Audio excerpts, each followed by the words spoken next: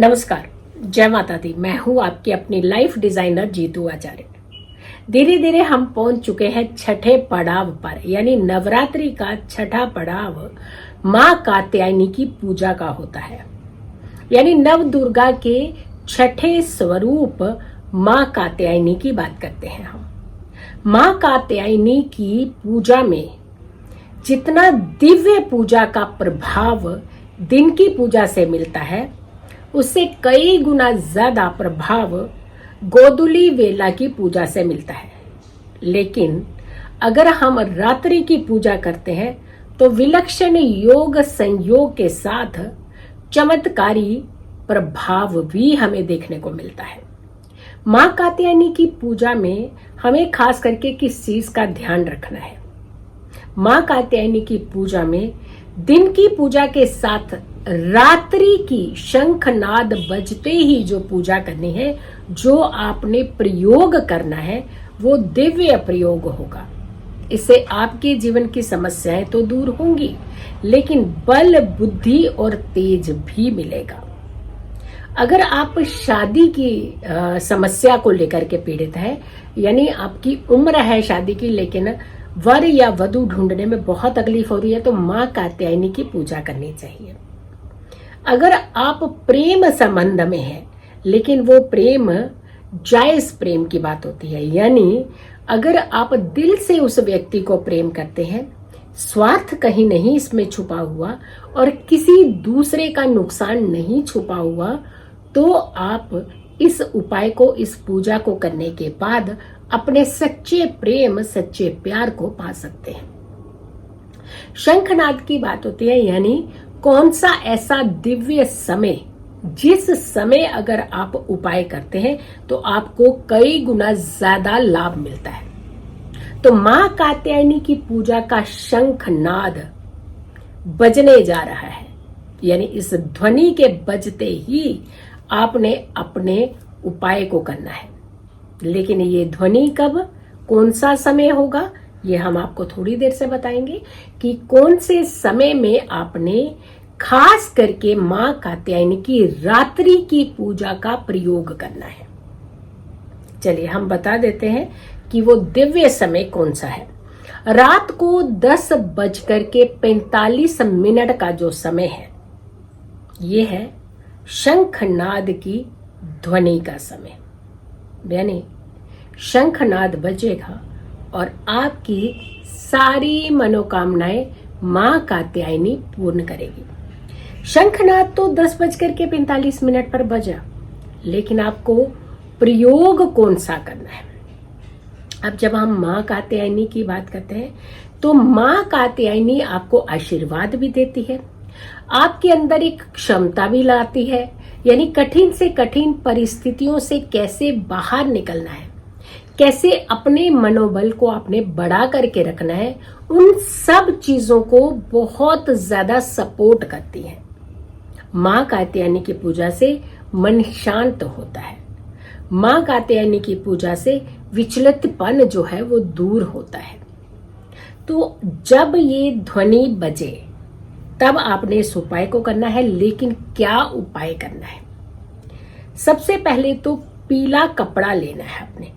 पीला कपड़ा थोड़ा सा टुकड़ा लीजिएगा, कि बहुत बड़ा टुकड़ा नहीं लेना है, तो छोटा पीला कपड़ा का टुकड़ा लीजिए और उसमें आपने 7 हल्दी की गांठें, यानी 7 हल्दी की गांठें जब आप उसमें डालें तो ध्यान रखिएगा, कोई भी टुकड़ा हल्दी का, जो सूखी हल्दी होती है, कच्ची हल्दी की बात नहीं कर रहे हैं, यहाँ सूखी ड्राई हल्दी होती है जो पीसेस में होती है, टुकड़ों में होती है। तो आपने रॉ हल्दी के टुकड़े लेने हैं 7 पीसेस, और आपने पीले कपड़े के ऊपर उसे रख लेना है।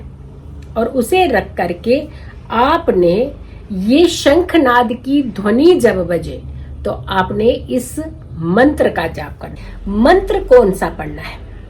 या देवी सर्वभूतेषु माँ कात्यायनी रूपेण संस्थिता नमस्तस्यै नमस्तस्यै नमस्तस्यै नमो नमः।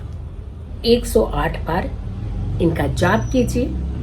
उसके बाद आपने ओम दुम दुर्गाय नमः, ओम दुम दुर्गाए नमः।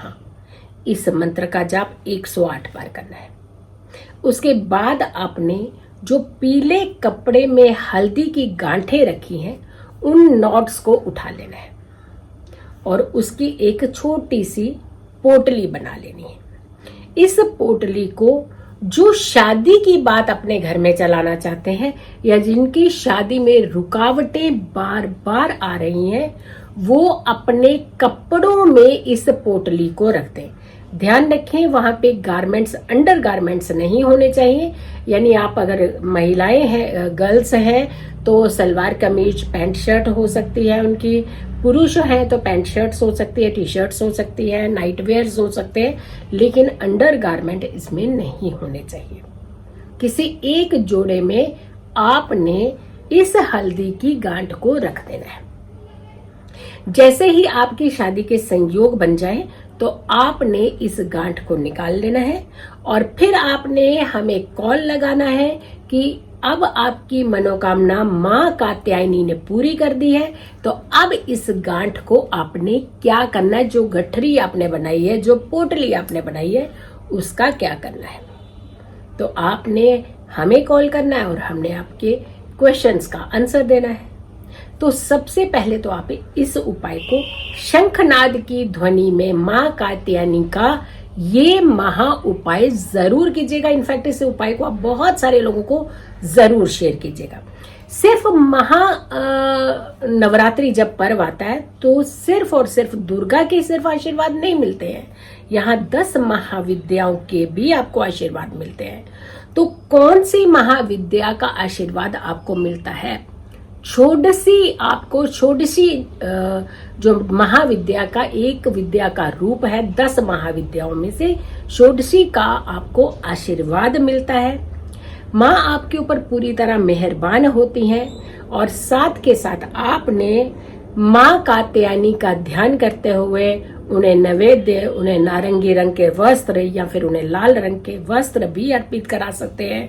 आप खुद भी लाल रंग के वस्त्र या फिर नारंगी रंग के वस्त्र पहन करके ही आप माता रानी की पूजा कीजिए। दिन के समय अगर आप पूजा कर रहे हैं, पूरे दिन में कभी भी, क्योंकि दिन पूरे दिन का महत्व होता है, रात्रि की पूजा का भी महत्व, यानी ये कह सकते हैं 24/7 नवरात्रि के दिनों में पूजा का महत्व होता है। तो शहद का भोग आपको माँ कात्यायनी को जरूर लगाना चाहिए। माँ आपको ढेरों आशीर्वाद देती है। माँ आपकी सारी मनोकामनाएं पूर्ण करती हैं, आपके सारे दुख हर लेती हैं। माँ है ना, संतान को दुखी देख ही नहीं सकती, किसी भी बच्चे को परेशान नहीं देख सकती है। तो आपने माँ का आशीर्वाद स्वयं भी पाना है। मेरे YouTube चैनल को सब्सक्राइब भी करना है और बहुत सारे लोगों तक इस वीडियो को जरूर शेयर करना है। खुश रहिए, स्वस्थ रहिए, पॉजिटिव रहिए। पॉजिटिव रहते हैं तो हर समस्या से हम दूर रहते हैं। कल फिर हाजिर होंगे, अगली देवी की बात करेंगे और साथ के साथ शंखनाद की ध्वनि की बात करेंगे कि किस समय कौन सा दैवीय प्रयोग करके आप और एक कोई खास समस्या का समाधान पा सकते हैं।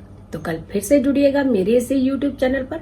तब तक के लिए नमस्कार, जय माता दी।